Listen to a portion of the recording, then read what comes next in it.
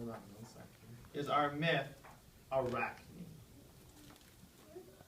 And it's all about one of our friends, one of our gods and goddesses, who gets to be a very good weaver, but gets a very special gift. Today, when we retell our story, scholars, we're going to focus on using our plot diagram telling the beginning, the rising action, the climax, the falling action, and the resolution of our story. At the end of today's story, scholars, to make sure that we are ready to fully use our plot diagrams to retell a story, your check for understanding today is going to be labeling a plot diagram, the different parts of it. Let's get started. Arachne. There once was a young woman named Arachne who loved to weave and spin. She could take the roughest fleece and card it into a pile of wool as light and fluffy as a cloud.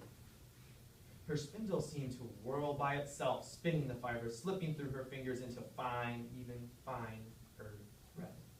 When she wove, her shuttle danced across the loom. A loom is something you use to weave with. King's right with me? Preston's right with me? Awesome. Arachne's work was highly prized.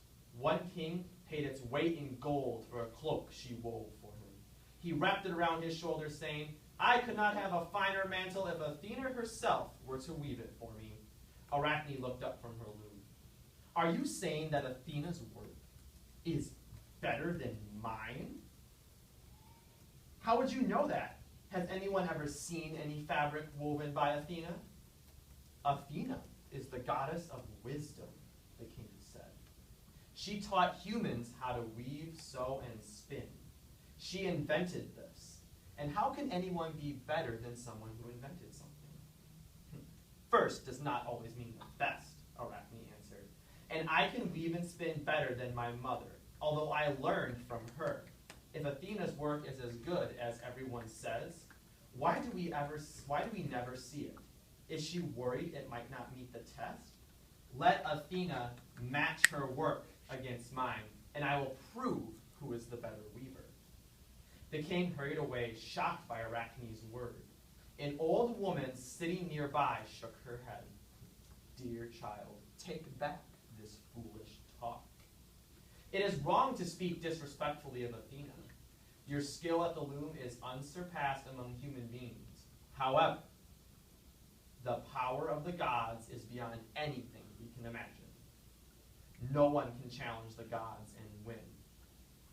"That's what they want us to believe," Arachne said. "I am willing to match my skill against Athena's. Let the world see who is best. Let her take up my challenge, if she's not too afraid." "She is not afraid." The old woman rose to her feet, and she threw off her cloak. Underneath the cloak, Athena stood before Arachne in all her glory. She waved her spear, and two looms magically appeared. "I accept your challenge," said Athena, "and we will weave a tapestry. A jury of gods and humans will judge to see who is the winner." Arachne and Athena sat down before their looms and got to work.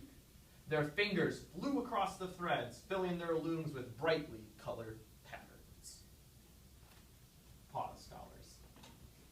So far in our story, we've met our characters, we found out what our setting is, and we've had some events that happened. I know that when we start a story, we have something called the beginning. The beginning. In the beginning, we find our characters and our setting. Our characters and our setting. Our setting. Characters. Who's been in our story so far?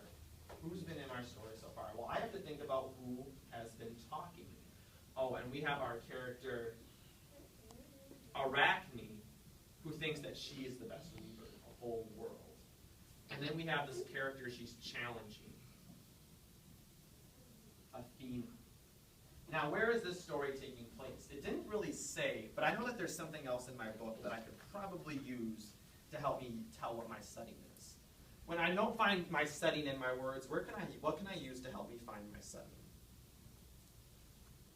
If if the words don't say what my setting is, what other thing can I